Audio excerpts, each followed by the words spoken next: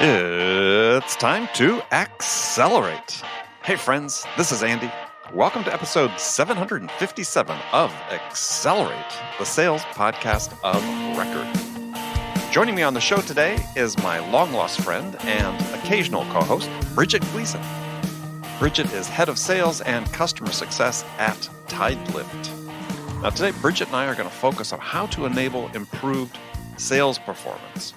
But before we get to Bridget, I want to give you a sneak preview of some exciting changes we're making to this podcast, big changes that we're going to start rolling out starting next week. First, let's start with the biggest announcement of all. This episode is the final episode of Accelerate as you know it. That's right. Starting next week, Accelerate is going to have a brand new name. Over the weekend, this show will be magically transformed into the Sales Enablement podcast. So right now, you're probably asking yourself, why change Accelerate? Well, let me fill you in. After 4.5 years and producing more than 750 episodes of Accelerate, I thought it was time for a change. Time to update the show to reflect the challenges that lay ahead for all of us in sales. So how did I land on Sales Enablement as the title for my show? Well, I looked back at all the incredible conversations I've had on this podcast over the past 4.5 years and found that there was a common thread that ran throughout all of them, a common theme. And here's the bottom line. I've talked with over 700 incredibly smart people. We've had in-depth conversations about anything and everything that enables you, whether you're an SDR, a BDR, an account exec, sales exec, account manager, or sales manager, to have productive, knowledge-based sales interactions that have value for your buyer. Sales interactions that your buyer acknowledges are valuable to them. And that, my friends, is what sales enablement truly is about. It's about enabling every salesperson, regardless of their experience, regardless of their background, to perform to the best of their abilities when they're in front of their buyers, whether it's virtually in front of them or literally in front of them. In short, my goal has been and always will be to enable you to achieve more. And that's why I'm here for you. So starting next week, in addition to a new name, you'll see some new graphics for the show.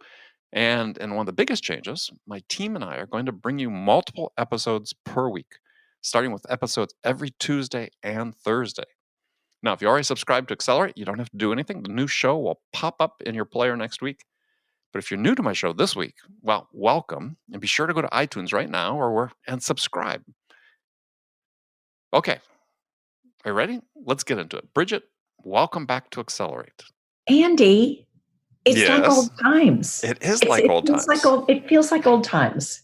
You know, some guests on the show wear it as sort of a badge of honor that they've been on like 3 times or 4 times or 5 times. You've been on over 100 times. Yeah, like I'm the guest. I'm the house guest that doesn't leave, and it's been perfectly fine. Well, we want you to visit more frequently. Well, we'll see. That's amazing. Over 100 times. Yeah, I mean, for people who maybe, more recent listeners and converts to the show, is Bridget used to be on at least once a week, if not more sometimes, and for a period of 3 years, 3.5 years, something like that.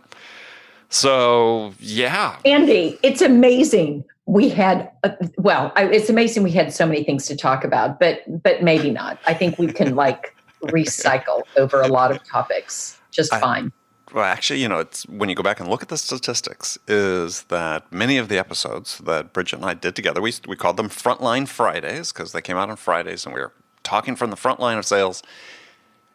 We're still some of the more popular episodes over the history of the show, over 755 episodes. So, not bad.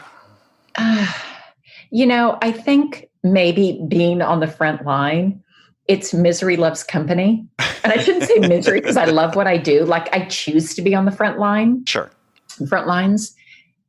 But there is, I think, there's a lot of intensity. There's a lot of pressure. There's a lot of things happening in the front line. So you kind of need your people around you as you're going through it. So I think there's probably part of that it's kind of the collective community coming together.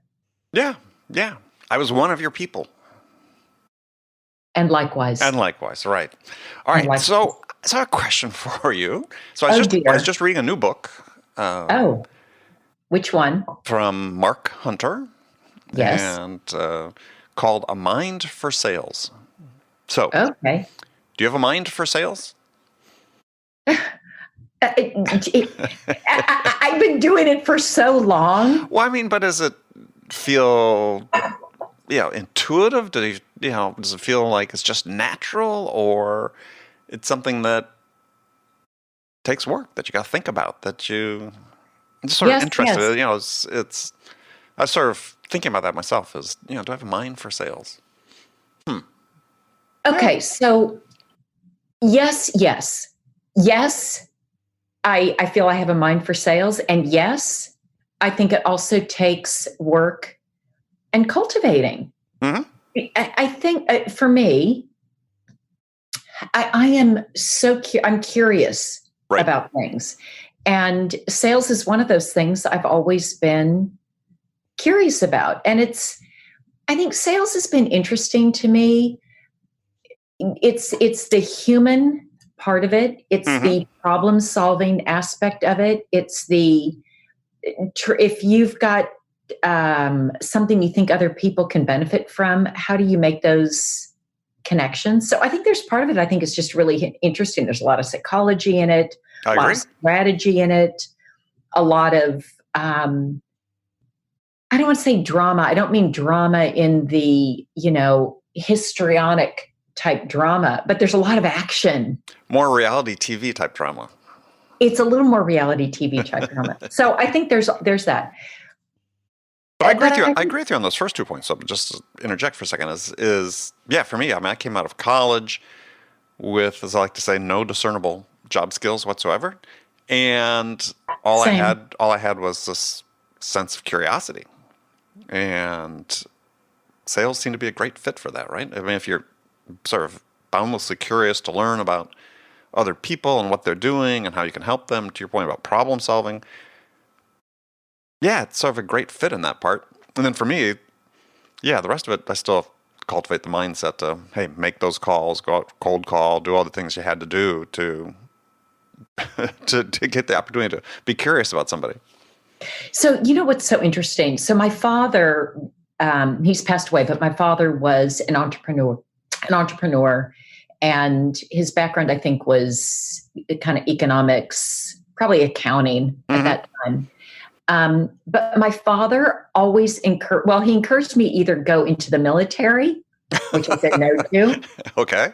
Because he said I could travel. Okay, I'll find other ways to travel, but thank you, Right. Father. And the other was he always wanted me to go into sales. And I told him no to both. No. Thank you for your nice advice. No. Mm-hmm. So I graduated I was at UCLA with a degree in English and business, although I taught in the engineering school, so I had a little bit of that. And my first job out of school was in marketing. So I'm clearly going squarely in the face of my father's recommendations. Mm-hmm.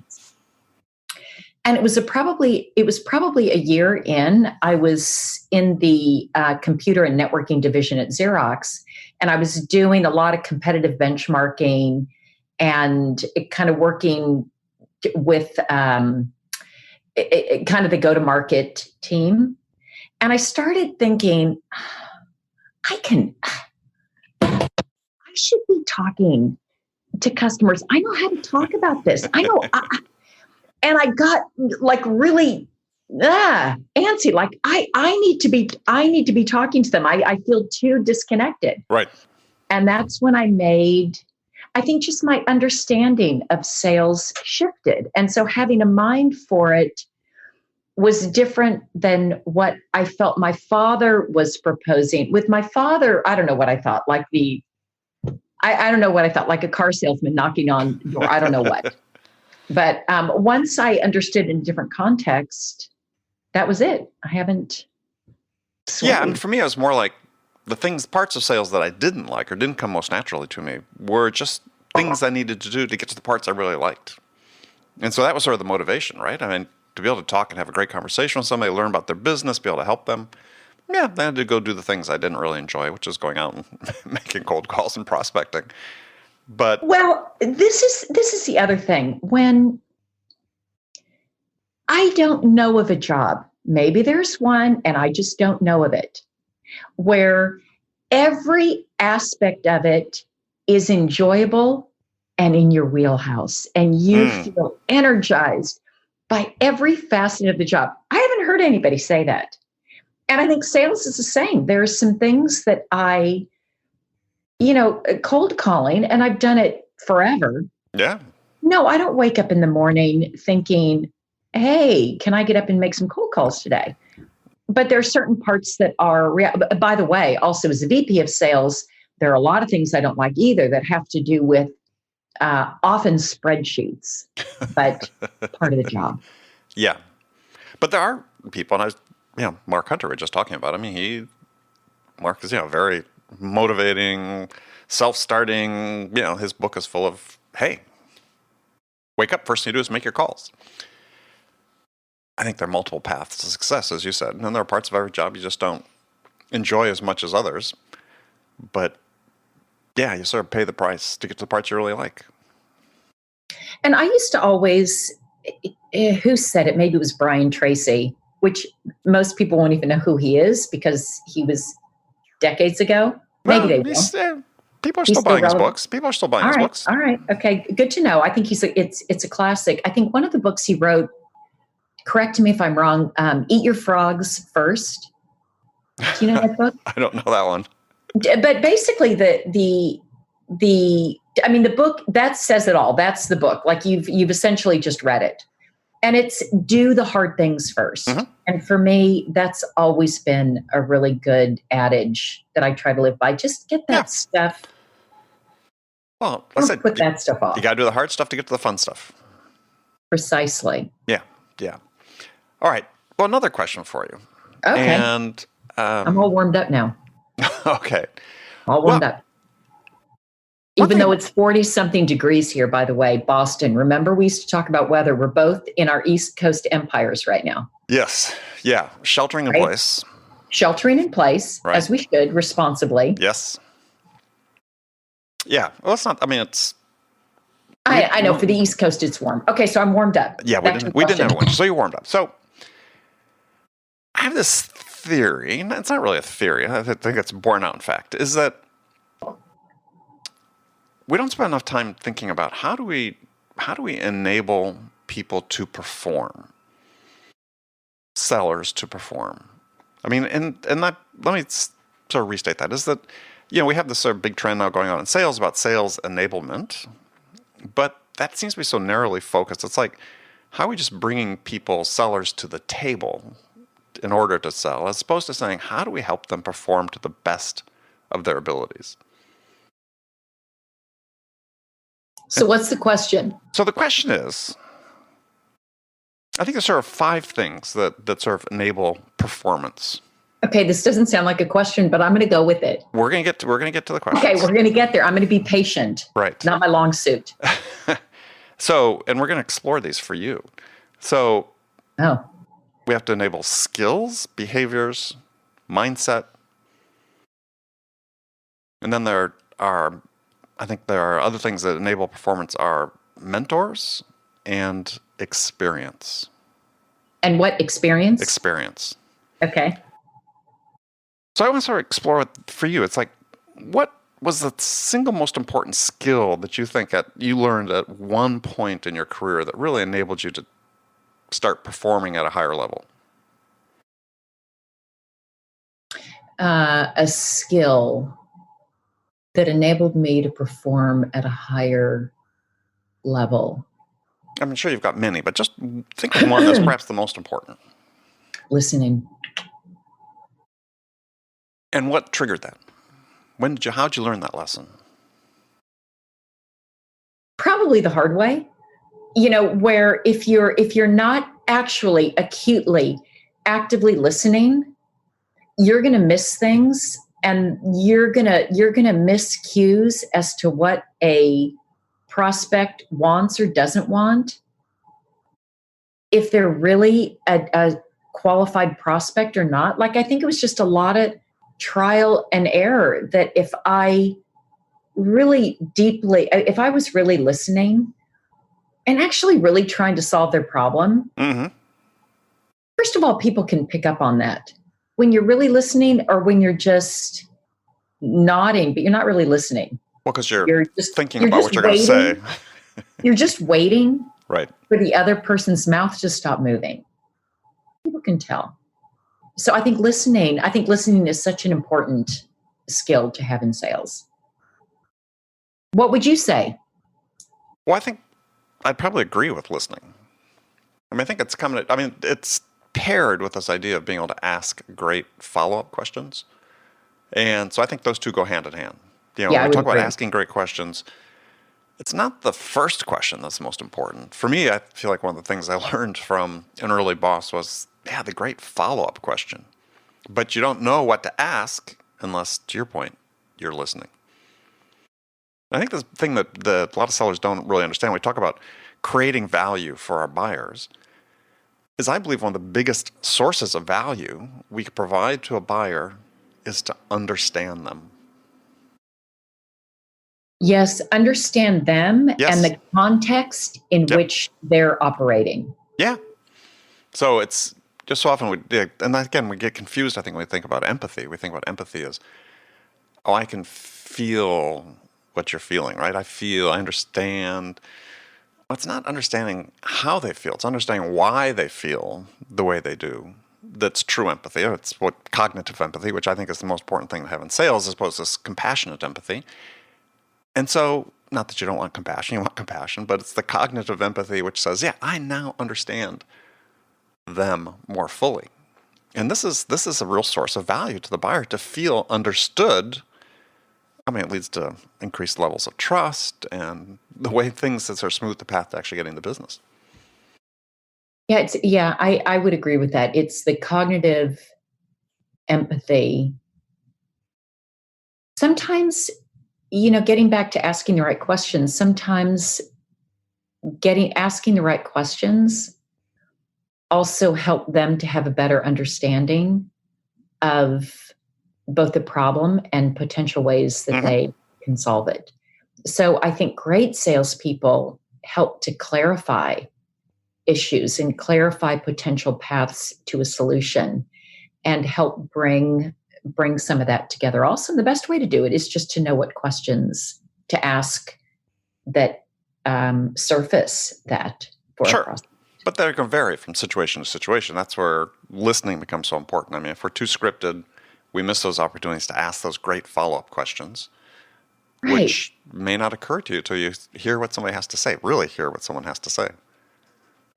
Andy, I was on the other end of a sales call recently, and I won't name the company. Come on. No, that's not okay. It was one of the worst I've ever been on, and I felt so angry. And part of it, just to set the stage, they're obviously the ones that initiated the call. There were 2 of us on the call, and I think 7 on their side, which is a huge imbalance. Right. And which call was it? First call? Second call? First call. Okay. There were never any introductions. They just launched in and said, "So Bridget, tell me, what is your job? What's your job?" First of all, I thought, did you do any research on who I am and what I do? Because it doesn't sound like it.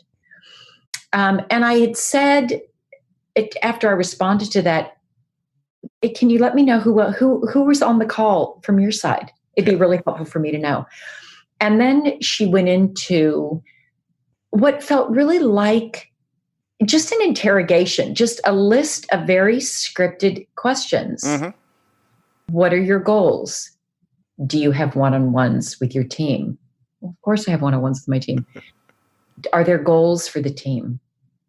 Are there, some of them were so basic. And I guess to your point of being robotic. Scripted, it's like, okay, I'm going to take this list here. I'm going to ask this person. I'm going to get on the next call. I'm going to ask this person. And there was absolutely no value that I derived from it. I don't think they got a lot of value either because I wasn't as warm and friendly as I might normally be. Well, it certainly wasn't a conversation. No, it wasn't a conversation. And that there, right there. It was an interrogation. Right. Interrogation versus conversation. All that was missing was a bright light shining in my face and like being in a dark cell. So why do people still do that? I mean, it's not like we haven't talked about this as an industry, as a profession in sales for decades. Why is this behavior still persist? I mean, I'm going to presume that all the people on the other end of the call have been exposed at some point or another to a book, a piece of training, something, a webinar, something they've seen that said, yeah, you got to be smart about how you handle these calls. They're conversations, not interrogations. You know, all these things about, you know, connecting, engaging the interest of the buyer. And yet, the situation you described is not unusual. I mean, we hear it, and we see it, we experience it in many forms. I mean, I get it either in sales calls like you talked about, or, you know, when people approach me on LinkedIn. I mean, again, there's been no shortage of books and resources written about how to try to use LinkedIn effectively, and maybe 5% of the interactions. Look at when we're sheltering. My coworker. Yeah. When we're sheltering in place, we're very flexible.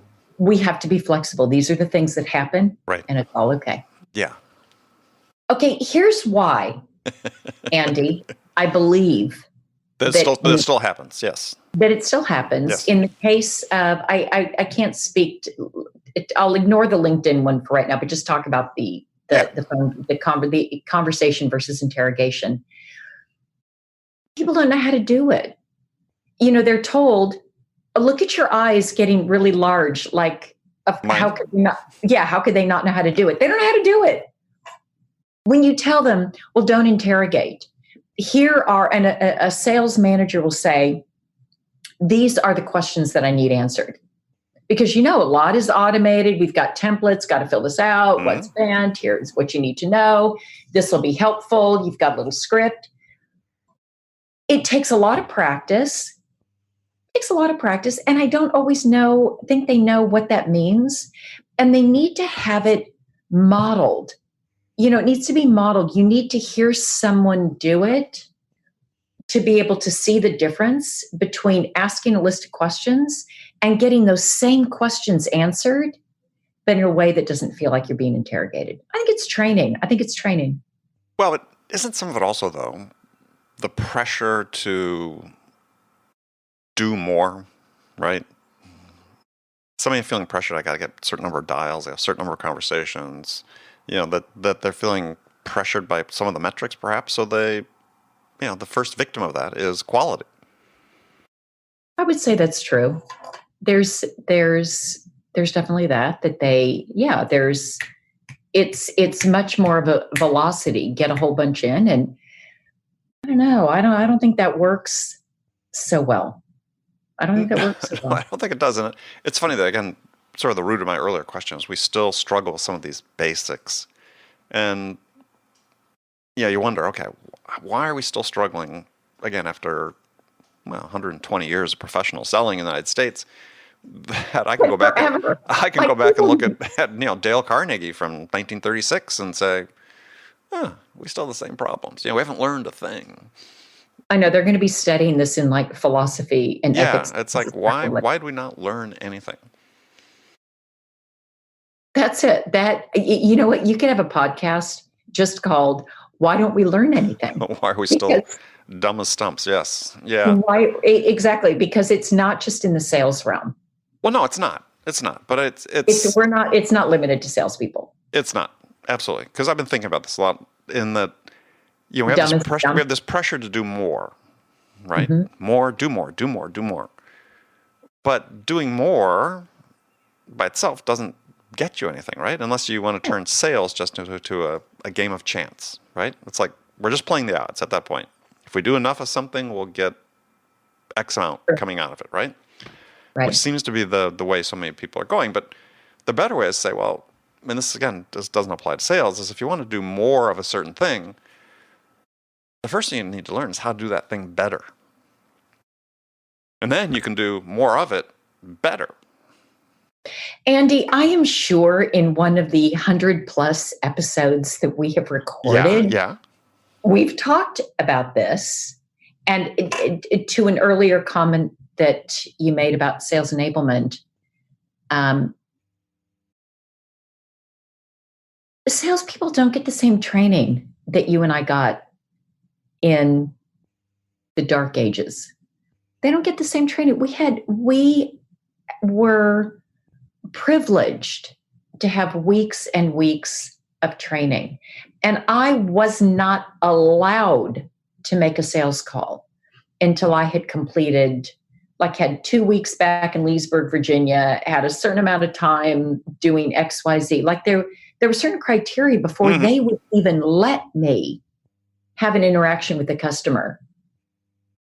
Today, it's like, all right, week 1, be on the phones by Friday for BDR. And it's a hallmark of success if they can be on the phone by Friday. Yep. So I think they don't get the same amount of training. Yeah, well, for sure, right? I mean, companies pay varying levels of attention to onboarding and training and so on. Absolutely. But then we just end up sort of perpetuating the problems that we've had in the past, right? Yeah, that's why. But let's go back to the topic that your next, podcast series, why we don't learn anything. How come we have not, what? Guilty is charged. I try not to be so guilty, but I'm sure I'm guilty also, is I don't feel like we do enough training at Tidelift, where I am now, of new people. In fact, it's one of the things I actually wrote down this morning about something that we need to invest more in right now is professional development for the team. So what's the trade-off? And this is, I think, calculation that many people haven't done is, we extend onboarding X period of time in order to give people more training, in order to give people an opportunity to ramp up in a way that when they finally start making calls, they're a little more effective. Or alternatively, and I see some companies, not many, but start seeing a very small trend of companies hiring more experienced SDRs. I mean, that's the alternative, right? Just hire somebody with 5 to 10 years experience. Andy. Yes. I don't know where you find those people that have 5 to 10 years of experience as an SDR. Typically, they'll be doing the SDR role for 5 months and they're ready to go to a sales role. It's hard to find experienced SDRs that want to stay in the role any length of time. It's not impossible. And but that's partly a function of how we pay them, how we compensate, and the roles we give them, right? I mean, sure. I mean, if you're looking at selling a complex enterprise product, and you're basically going to team an AE with an SDR, or X number of AEs with an SDR to capture these big accounts. Why wouldn't you pay the SDR the same amount that you would pay the AEs?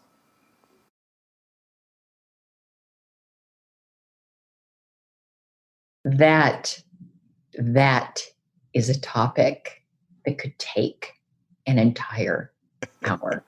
But I'll tell you. We'll come back to that because I think that's something we have to really look at. Well, I'll tell you what we're doing at Tidelift is we have implemented this team selling model that is an enterprise seller, a more sort of mid-market seller, and a BDR.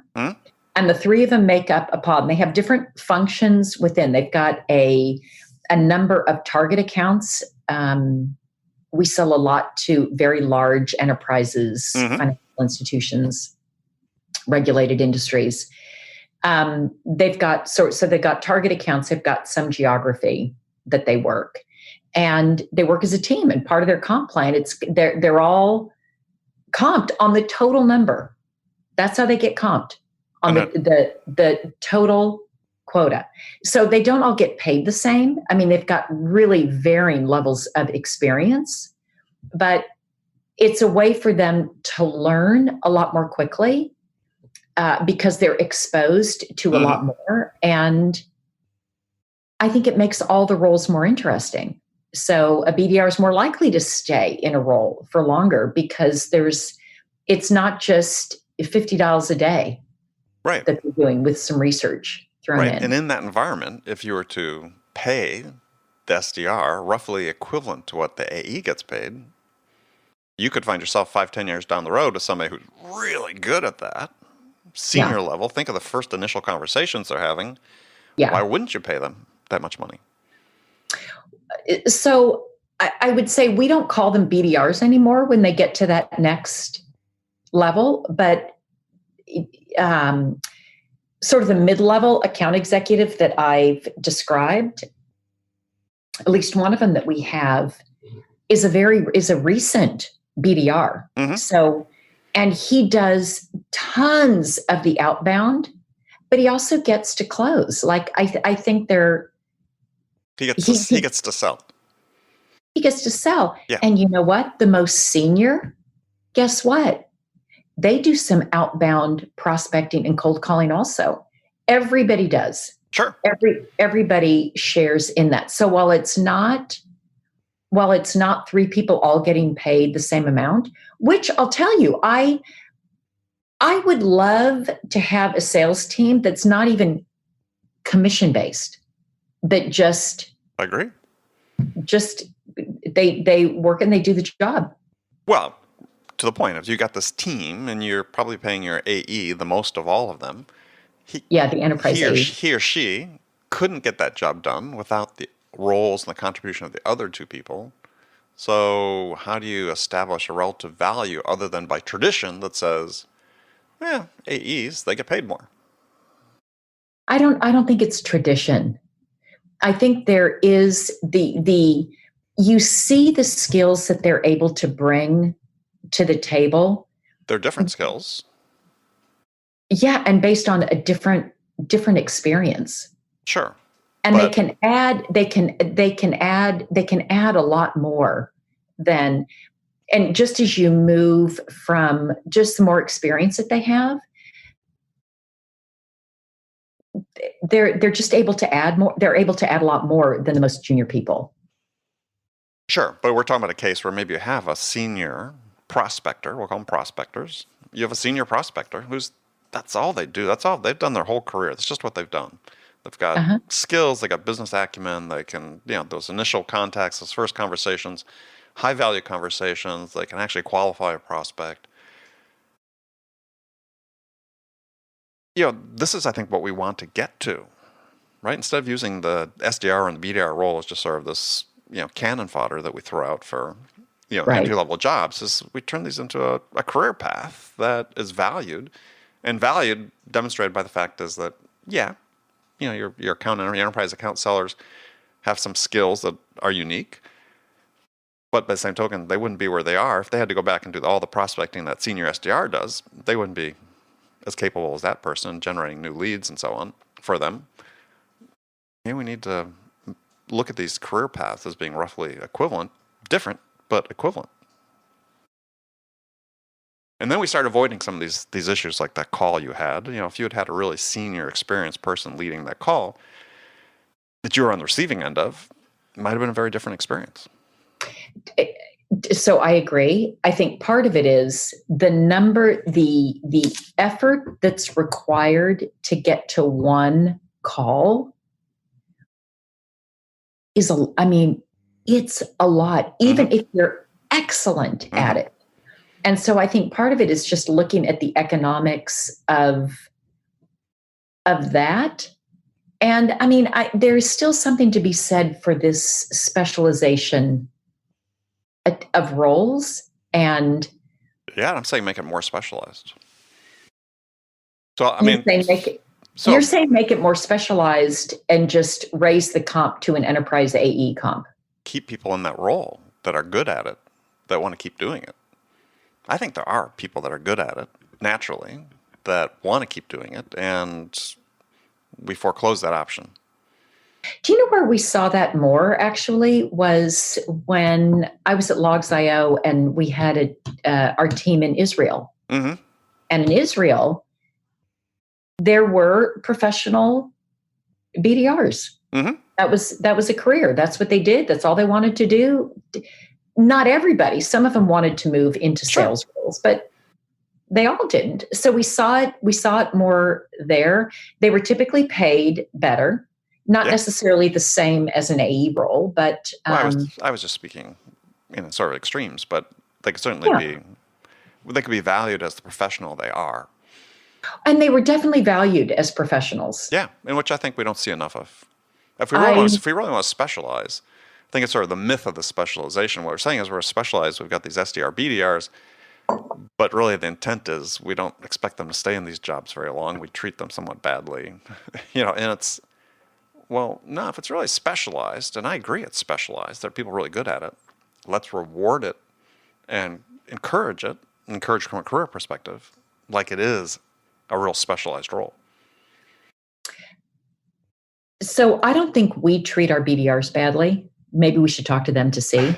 Maybe that's my view. Let's go to Glassdoor and find out. Yeah, good idea. I think part of it, though, is by having them in these pods. I mean, they're really celebrated at our company. They're really celebrated. Which is fantastic. They're really celebrated. I think until it's a bit of a chicken and an egg that we don't have that professional, like we don't have that professional sort of categorization. And I think they would feel it's career limiting, that if they don't go to the next level because. Right. So I think that will take a movement. So maybe, okay, there's another, I don't know why I'm finding jobs and things for you to evangelize, but I figure you're the one with the microphone. Yeah. So I think that would be interesting, like to have professional BDRs that get paid. I like that. I would consider in another lifetime, like promoting that, evangelizing that. I like that. All right. Add it to the list. Yeah, add it. All right. So here's a question. Here's a question for you. Okay.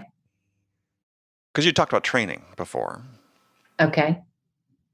Who really taught you how to sell? Who really taught me how to sell? So I think there's 4 ways you learn how to sell. You learn through your customers. We'll say 3. Okay, go for it, and then I'll tell you which ones resonate with me. You learn from your customers. You learn from peers. You learn from your managers or mentors. And books and reading and so on. That could be the 4th path. Self-education, but you have to apply it to your customers and so on. But I mean, I look back and there were several customers I dealt with. Like my first 5 years of my career, customers were really like CEOs of these companies I was selling to. It sort of took me under their wing and taught me lessons that I remember to this day that influenced how I sell. Or mentors, managers, similarly, that influenced me. And you said we had great training. We did have great training, but quite frankly, when I go back and look at some of the training that we got, and so when we started Burroughs, they had this, they really relied heavily on this video-based training from this guy named Lee Dubois. You'll get those things too. I saw some online a couple of years ago. It's like, makes your skin crawl. I should just go look for fun. It's just, I don't use any of it, right? Other than I still joke about it with a friend or two who I know from that era. But it's for me, it's the customers, is the mentors. I mean, obviously learned through my own experience, which is tied to all those things. I was curious for you. Okay. I learned a lot from the training we had. I really did. I learned a lot. I learned it was so valuable. And maybe I think you are too. Like, I love school. My sister and I were like, before we went to school, we'd play school. Like, I love school. I like learning. I want to be at the top of the class. So I think it's a good learning mode for me, the sort of instructor and somebody that has a lot of knowledge. And the thing that they did I'm more self-directed. Well, there's a lot that's self-directed, but Yeah. one of the things it was actually at Wang, okay, now defunct.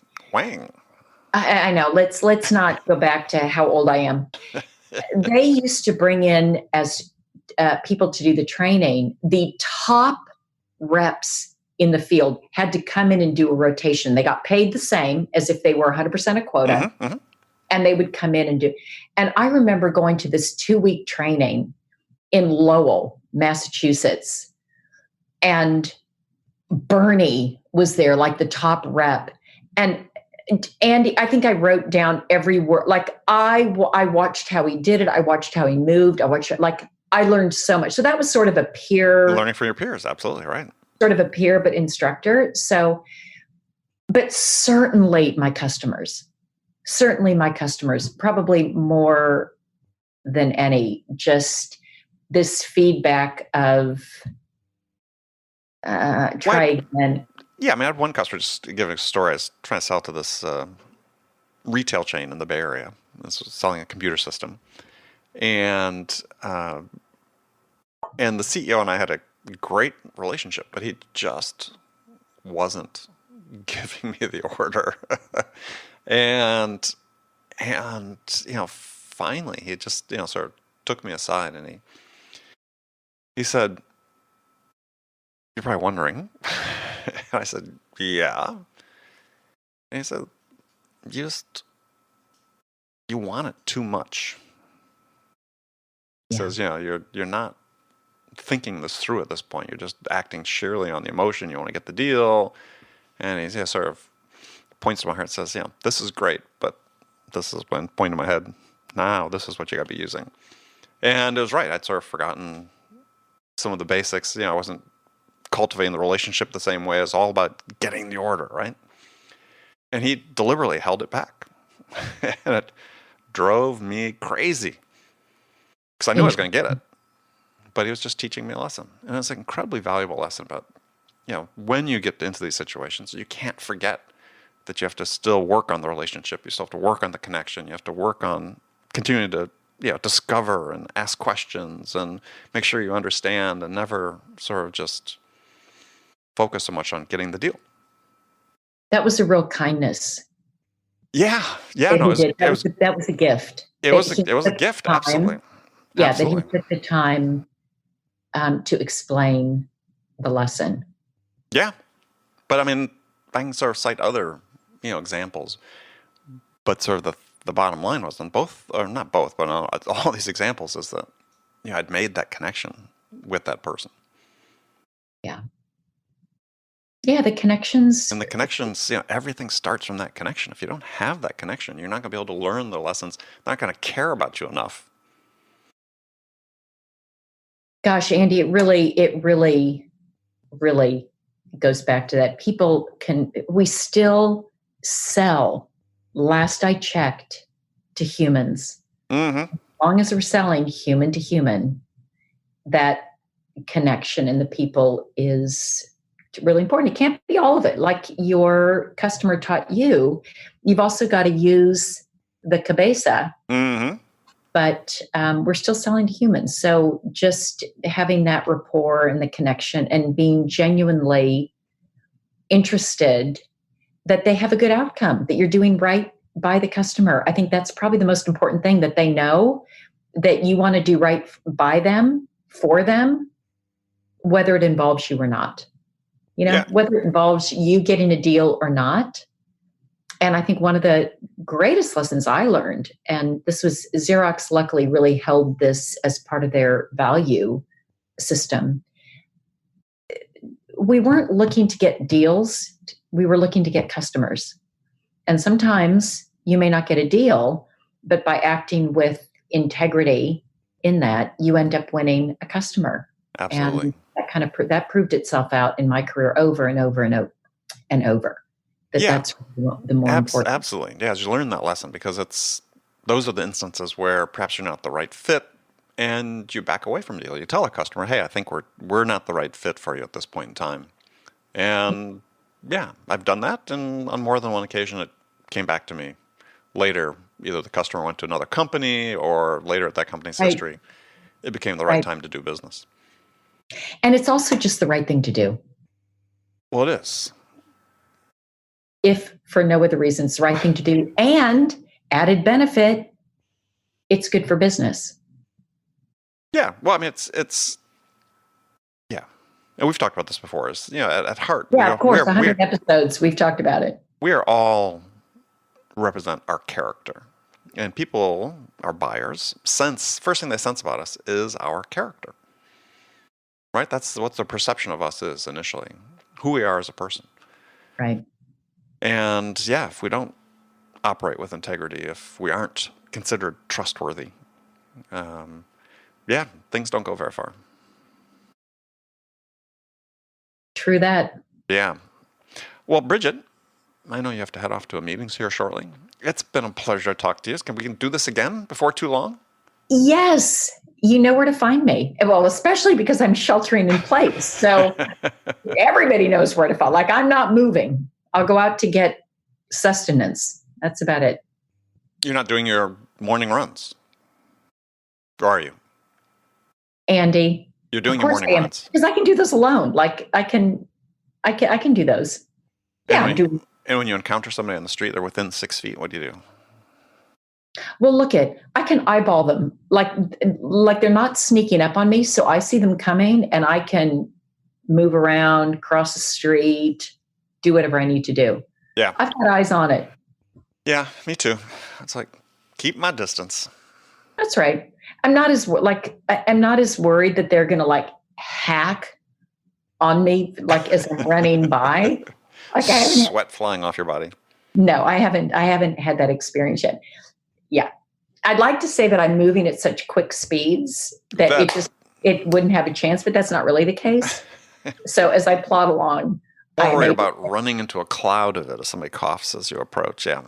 No. And I run so early in the morning, there's not a crowd. Yeah. And it's cold. Only the fools are out that early. Somebody's commenting in the background. Yeah. Yes. Your coworker is probably commenting. Comments coming in from the background. Yes. So. Yes. Yes, she is crazy. She is a fool. No, I think she was lumping me in with you, I think. Yes. So. Okay. So the collective yes. Fool. Yeah. All right. Well, Bridget, fantastic. All right. Until the next time. Great to talk to you. All right. Bye.